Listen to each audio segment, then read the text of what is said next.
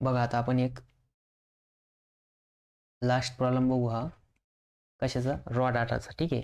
इथं काय सांगितलं? Find range and coefficient of range. मग इथं दिलं आहे 40, 52, 47, 28, 45, 36, 47, 50. ठीक आहे. सगळ्यात छोटा बघा कोणी? 28 आहे. 28 पेक्षा छोटं कोणी आहे का? नाही. मग सगळ्यात पहिले येणार 28. 28 नंतर मोठं कोणी? 30च्या रेंजमध्ये बघा. 30च्या रेंजमध्ये डायरेक्ट 36च आहे. ठीक आहे. मग इथे 36. 36 नंतर 40. आता या 36ला कट करा, 28ला कट करा. ठीक आहे. नंतर डायरेक्ट कोणी? 40. 40. 40 पेक्षा मोठं बघा 45. किती आहे? 45. नंतर 45 नंतर 47 आहे. आता 47 इथं पण आहे, इथं पण आहे. ठीक आहे. दोन्ही दोन वेळेस लिहायचे. 47 47. त्याच्यानंतर दोन्ही पण कट झाले. ठीक आहे. त्याच्यानंतर नेक्स्ट बघा आता 50 आहे. नेक्स्ट कोण आहे? 50. आणि नंतर लास्टला आहे 52. ठीक आहे. हे दोन्ही पण गेले.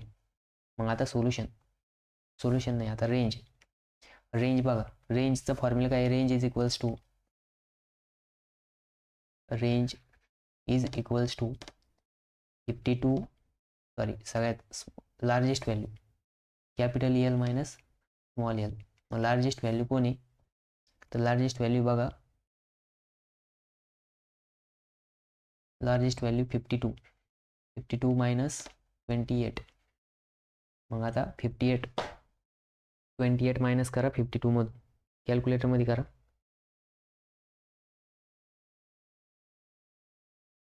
52 मायनस 28 इक्वल्स टू 24. ठीक आहे. हे किती आलं? 24. म्हणजे रेंज किती आली आपली? Range is equals to 24. आता काय फाइंड आउट करायचं? Coefficient of range. मग बघा आता कोइफिशियंट ऑफ रेंजचा फॉर्म्युला आहे coefficient of range equals to coefficient of range is equals to काय येणार? L minus S upon L plus S. ठीक आहे. मग आता इथं एल किती आपली? एल आहे 52. यस किती आहे? 28 अपॉन 52 प्लस 28. ठीक आहे. 52 मायनस 28 डिवाइड बाय 52 प्लस 28. मग ते येणार बघा 0.3. किती येणार आहे? 0.3. म्हणजे इथे येणार आहे 24 डिवाइड बाय, आता इथे येणार आहे म्हणजेच 5 आणि 3 8 80. ठीक आहे. म्हणजे 24 भागिले जर 8 केलं तर येतं 0.3. ठीक आहे. म्हणजे कोइफिशियंट ऑफ रेंज किती आली आपली? 0.3 आली. किती आली? 0.3. तर बघा या असा प्रॉब्लेम 2 मार्काला येतो. त्याच्यामध्ये 2 फॉर्म्युले यूज करायचे, कोइफिशियंट ऑफ रेंज आणि रेंज फाइंड आउट करायची. ठीक आहे. तर केस स्कीममध्ये असा प्रॉब्लेम 2 मार्काला येतो. किती मार्काला येतो?